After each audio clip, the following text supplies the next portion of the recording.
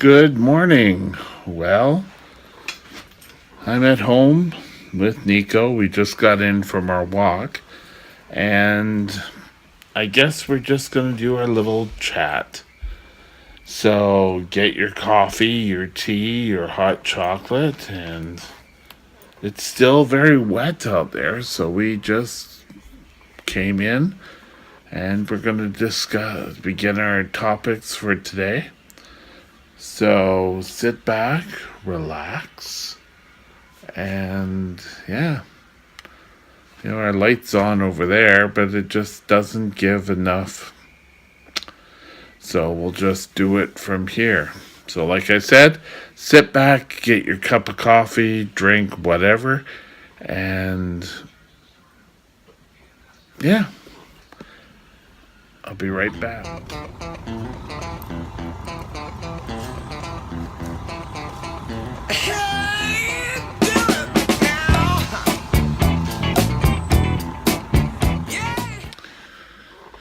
Now, there's a topic on, I think it's CBC BC, where a ferry passenger gave a tip which led to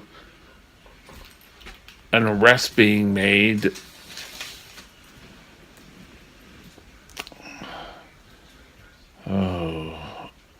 on a hit and run. Now, really, do you think people are going to do that much to you? That if you're on a hit and run, that people will, what's the worst they can really do for you? Take away your license? And if that's really that much, then if you are getting behind a wheel to drive, then you should be able to take the responsibility. But people, they get so that they all have the right to drive and that it's not a privilege. And if you're, getting behind the wheel of a vehicle, then you should be able to take the responsibility. Do you think that people are not going to track you down? That just because you're running, that people are never going to track you down? I think it's very obvious that you're always running away from people or things is not the best way to get solutions to the ideology. But yet, there's always people who think, oh, well, I'll run, and then, people will never come back they'll never be able to trace me. But yet, we see this time and time again, where people constantly are found. And, so what? Why are we wasting our time and chasing people, or not chasing, sorry, but running? They're going to end up getting you in the end. But yet we constantly seem to think, or not we, but people who get behind and are in an accident, they think that racing or trying to find or get someone, they'll always be the one they'll never find. But I've never really heard of people who are racing away from a scene of an accident that there always seem to be caught. And, a lot of times it can be a very simple thing. Now, I can remember when I went to Powell River. on a business trip when I was with 7-Eleven. There was I was involved, and it was a quite honest thing where I was actually hit going down to the store. Now, it was a dark, stormy night, but the driver who we were involved with, the police put it out in, I don't know, coffee, newspaper, or whatever, and the person came forward. And, it was really kind of the person hit me. I wasn't in the chair at the time, but we went off and the police put out the notice and the person came forward. And, it was at the end of my time with 7-Eleven, and it was never really that bad. And I think I hurt or cracked or something. I was very sore, but it wasn't that big of a deal. And, because of WCB, they had to find out who the driver was. But, that sort of came out, and, coming forward was always the best thing. And, if you're getting behind the wheel, then you should be able to step forward and stick around if you're in an accident. Driving away and trying to hide is making things worse. And yes, I'm pointing to you that keep driving away. Now, we're in a kind of very dark area of Burnaby, and we can always tell when people are out there driving who are they're not under the influence, they just don't know how to work a vehicle. And they haven't got their license yet, but we can see that people get out there. But, I have to think that these people aren't ready to drive. And, they're on the wrong side of the road, and I just really want to know that if these people get into a situation that whether they have a license or not, that these people, if they do get in an accident, that they will come out and stand up for something they've done wrong. Now, a lot of times these people, don't cause an accident. They're out on the road for about, I don't know, a couple of minutes. But if they were in an accident, I certainly hope they would come up and put forward that they were in an accident. I know I've been involved in a couple of accidents, but I've stuck around or given the information or left a note that I was involved.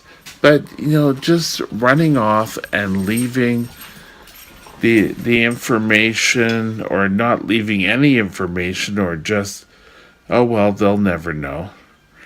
But somehow it always gets by that, like this person from CBC, BC, where a person on the ferry left the note or came forward about the information required to make an arrest. Now, having someone being arrested is a lot worse than if the person had just stopped and, said, well, here's my information. You know, sorry, here we go. There we go, we're back. Comes out quite a bit on where people end up traveling. And you know what? I think people are afraid of a lot more than it's worth. So if you come out and if you're involved in a hit and run, leave your information. Don't just assume that, oh, well, people won't be able to tell what I think they will. And if you're involved in a hit and run, I don't care whether you're being drinking or whatever, stand up behind what you've done. And I think it's a lot times it's a lot worse than what you end up with. So don't be out there assuming that things are going to be as bad as they seem. Get out there, leave a note, leave your phone number, whatever. And then it's not so much as a total hit and run. If you're involved in an accident, and a lot of times it can be a parked car or whatever, then get out, leave the note, and take responsibility. If you're getting behind the wheel of any vehicle, then take the responsibility.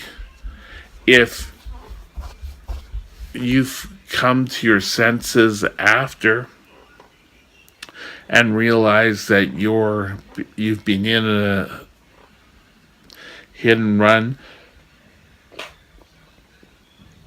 and later you've come out and you found that you're being in an accident, then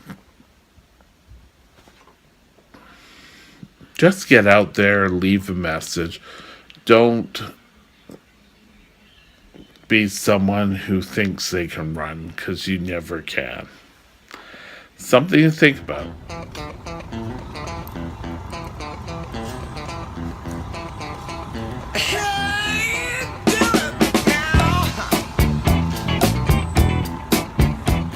There was a baby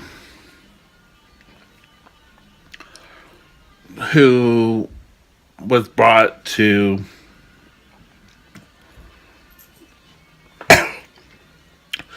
a Port Alberni hospital. This one's set. Now, this baby was transported to Children's Hospital. And the father was arrested because the baby was found to have critical injuries. Now, first of all, the father is innocent until proven guilty in a court of law. But you have to be pretty far gone or have mental issues if you're going to cause injury to an infant. Or, well, it's not, this wasn't an infant, it was a toddler. And I think we really have to take a look at what the issues are. This 20-year-old and this person started to cause bodily harm to someone who really can't defend themselves in any way, form. This person was the son, or we're assuming the son. I think they actually have come out and said it was the son. But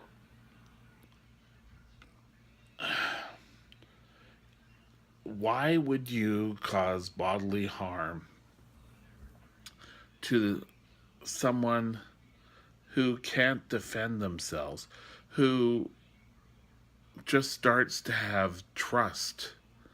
And this father causes bodily harm. Now, I think we really have to take a look and say that until whatever comes out in the court case, still this father, if charges are true,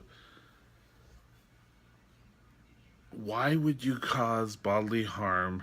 We've heard stories in the past about, you know, children being, as babies, being shook so that they cause mental illness. And I think we really have to hold this person responsible. And the charges, I don't know if we have stiff enough penalties.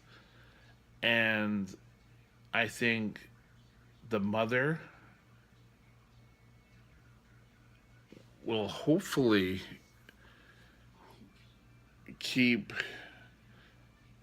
the father away until the father has shown that they have remorse and have served their time. And I don't know if we have stiff enough penalties for someone who's committed this crime. There are so many times that it's easy to pick on. We've seen this in bullying cases, that it's easy to pick on the weakest member of the family.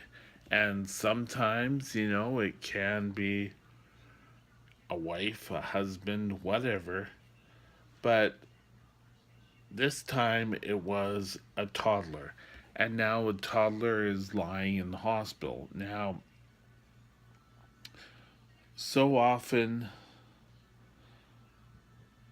women, and I'm using this as a generalization, not to on all women, but sometimes women will take back someone who has done this.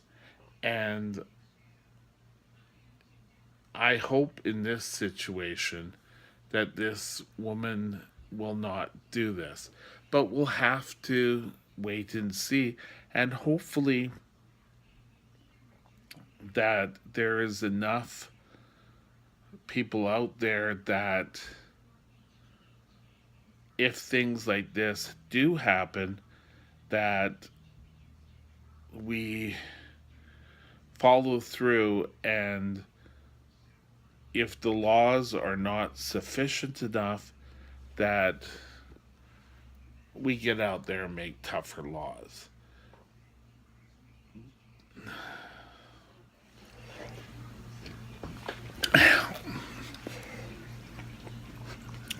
I just hope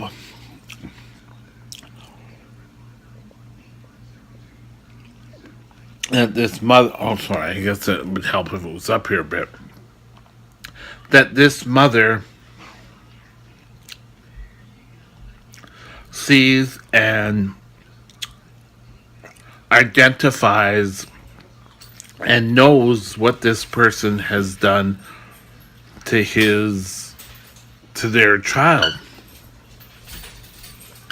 We have to be able to stand up and say, you've committed this, you've done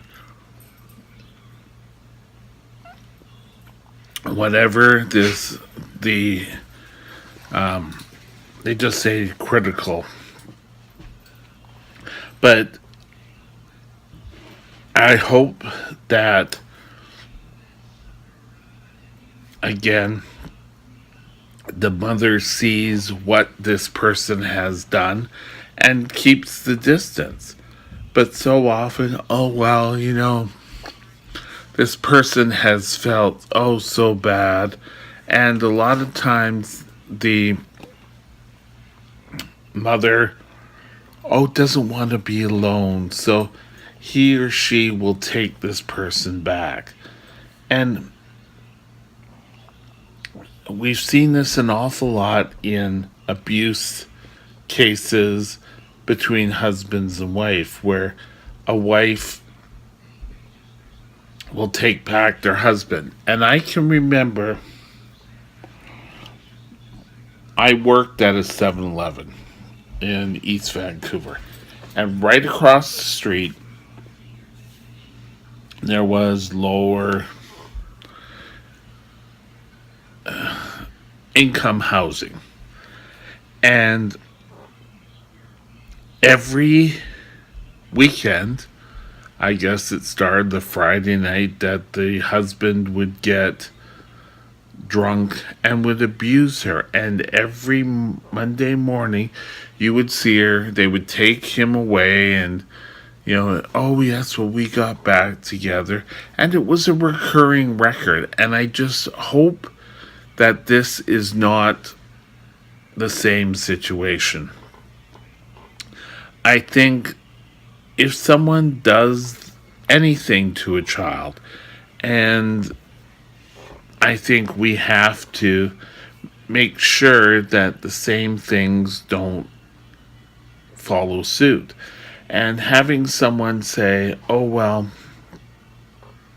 I forgive. Well, sorry, my lights went out again.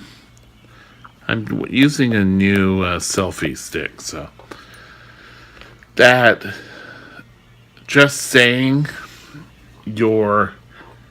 that you're out there for forgiveness and saying, oh, well, yes, I'm sorry, and the wife or the mother may say, oh, well, yes, he feels so sorry, how do I say it? That he feels remorse. Well, feeling remorse and actually showing remorse are two different things. If the father steps up and constantly says, yes, I was guilty, and then it shows that he's able to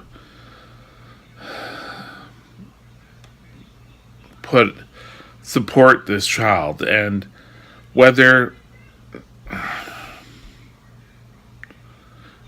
what I'm trying to say is, if the father comes back, shows remorse for what he's done, and then gets out there, and whether he lives with the people, the mother and the child after, but not just disappears. And we've already had deadbeat fathers, but hopefully this person will get out there, come back, be in the child's life in a positive way. Not being in the child's life so that this person is totally not in the child's life in a negative way. Not coming back and causing more harm to this child. And I think,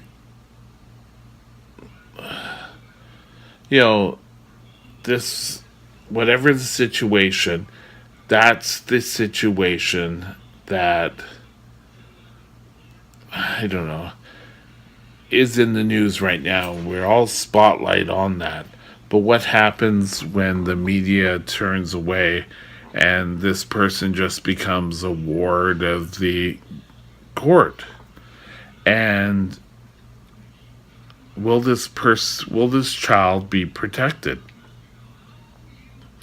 And we can't necessarily count on the government to do it. The government may come in and seize the child for the protection of the child, but is that going to be enough? What happens as the child grows older? Is this child going to be deformed? Is the mental capacity going to be lowered? And what I'm trying to say is, are we going to be able to watch over this child throughout its life? Where what happens when it gets into teenagehood, and is the injuries this father has put on this child gonna is this child gonna get the care it needs throughout its life? Something to think about. I know I kind of went off on a tangent here, but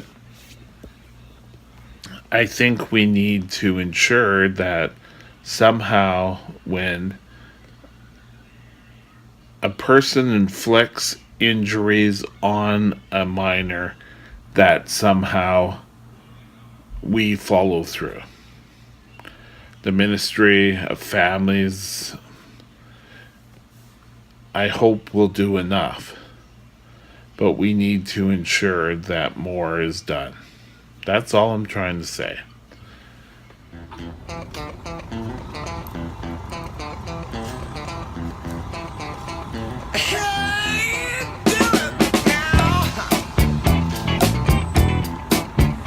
Well, this weekend we're going to be changing times again. And the fall, everyone, gets that extra hour of sleep, and they all feel great. But in the spring, we don't know what to do with ourselves. The time changes really affect. Now, if you're a nurse, or I don't know, for me, when I was working in a convenience store, you always ended up not really noticing the change. And there are an awful lot of people who, the springtime, when we spring ahead, and everyone's feeling the effects, and people are just sort of dragging themselves out of the beds, and and we have more car accidents, and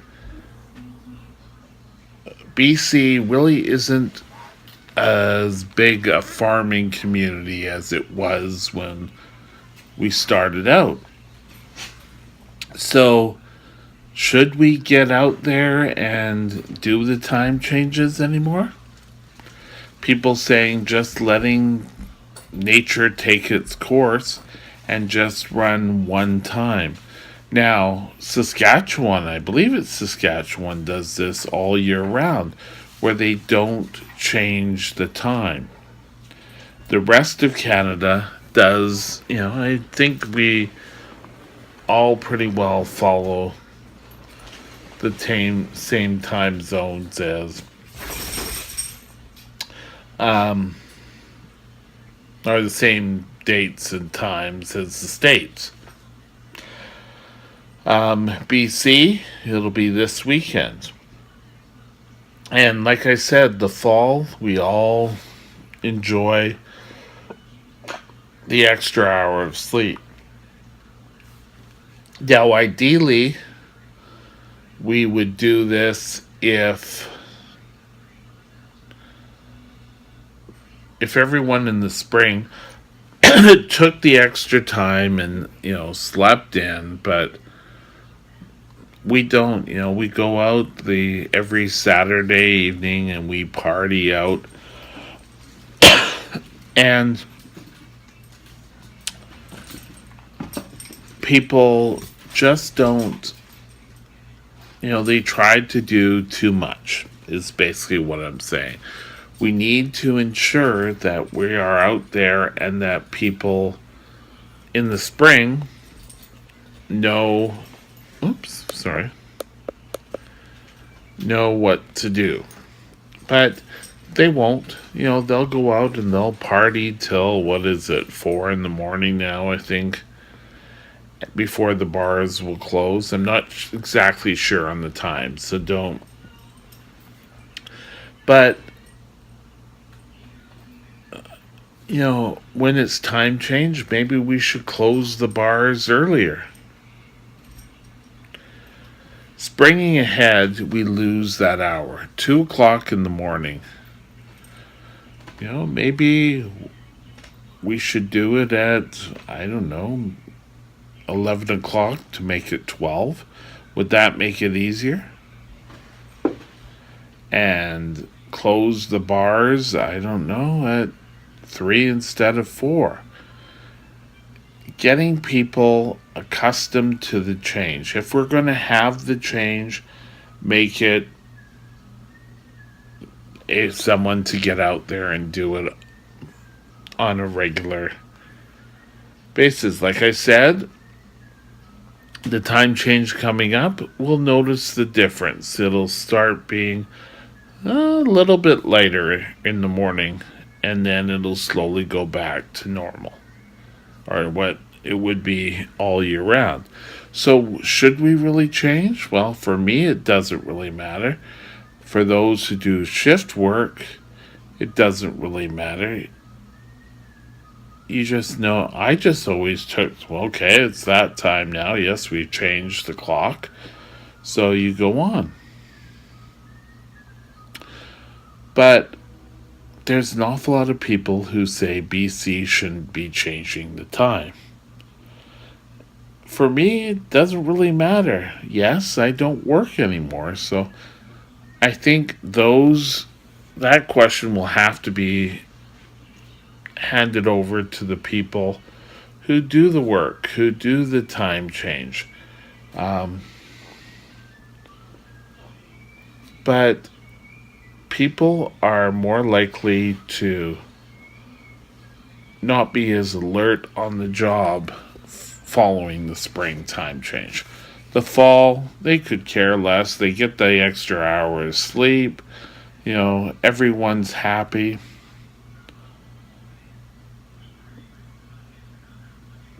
But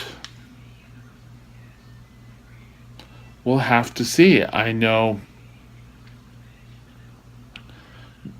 for me, Nico is pretty well the only thing I have to change with. And he'll sit down and he'll eat whatever I put in front of him. So, he'll get his meal an hour earlier. And, the first day, great. But in the spring, he'll have to wait a little longer. And I wouldn't be surprised if he really doesn't care. I think it's us. And, I can remember as a kid, when I would go to Sunday school, I would go and I would show up an hour early on the time. And I think it was when we turned the clocks back, when fall back or spring ahead. So I'm sure there is more than me who've made this error. So this Saturday night, before you go to bed, turn your clocks back. Now, if you're out there and you're partying, maybe you should have a clock already set before you go out. Don't try to set it while you're out, because things will happen and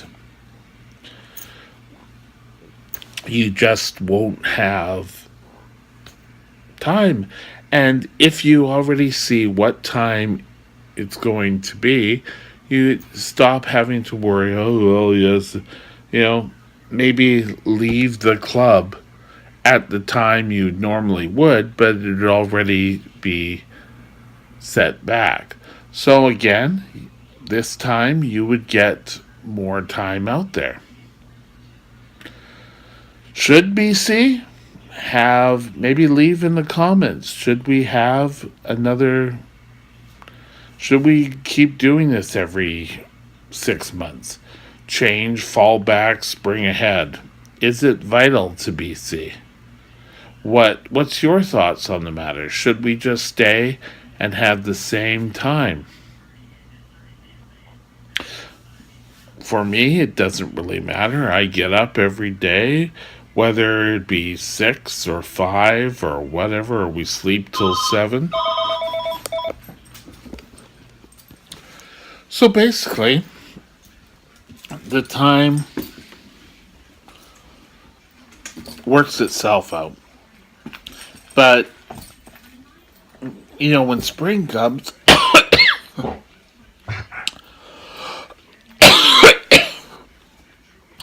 you need to make sure you get the sleep. Now, I just spoke to a healthcare worker who comes, takes care of my legs, and she says it only affects in a facility. An hour later shouldn't be that big a deal. But we keep pushing ourselves further and further, and we don't necessarily need the extra hours because daylight during the summer is great, but it would happen naturally anyway. We were just kind of helping along, and that originally was for the agricultural, farming, logging industries, was the reason why BC went. But now we're not so involved in those industries. So either or, if we change, yes, it gives us a topic to talk about, but that's pretty well it. So if you're out there and you're partying or whatever, those are the people that usually will have a problem with the time change. And, it's not a weakness or anything, it's just those. So if you're able to say, like I suggested her, take a look at your watch and have your watch set for the new time before you go out, then that's when you're going to have, it's time to go, we'll go now. But, with the time change, during the spring, people wanted to party that extra hour, and then,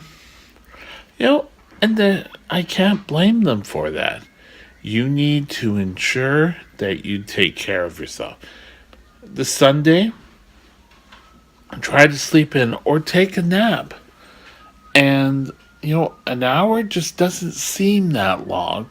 But when you're out there trying to function in the spring, starting to get nice and the days go a little bit longer and, I wish... But now, we're going to sit back and enjoy the time. So, remember the simple thing right now in BC, and I don't know if there's any plans to change it, but it's spring ahead and fall back.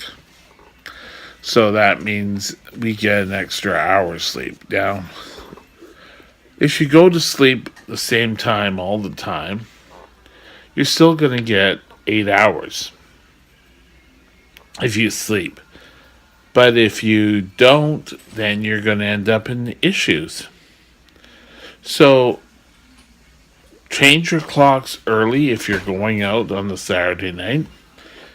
Try to be back at a reasonable time. There will always be other Saturdays.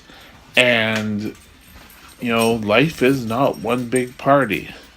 So we have to ensure that you take care of yourself. And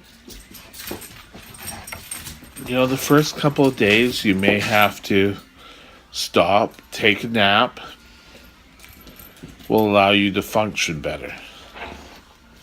But don't just go out and party all and try to focus so much on getting out there and having a wonderful time and party, party, party. Doesn't work. So be careful. Have fun with the time change. Remember, you get that extra hour of sleep. Enjoy it now because in the spring it'll be gone. Have a great day. It's something to think about.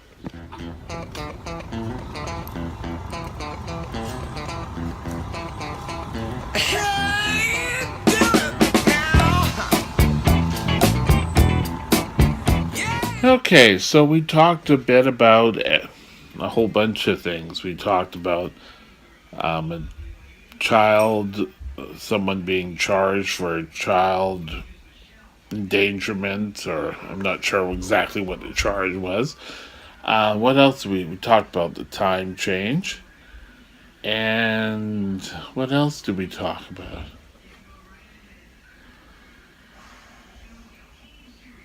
No, well, it escapes my mind right now. I know it's exciting, huh? But all these things are relevant, and the whole idea of this vlog is just to review the news and to get people talking. You may not agree with my views, which is fine, but you can criticize without being mean and without, making personal comments because you can hide behind the computer. The whole idea of this is to open up discussions.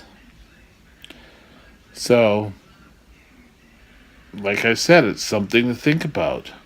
Get out there, have discussions on the topics with friends, neighbors, co-workers. Anyway, have a great night. We'll talk to you soon. Bye.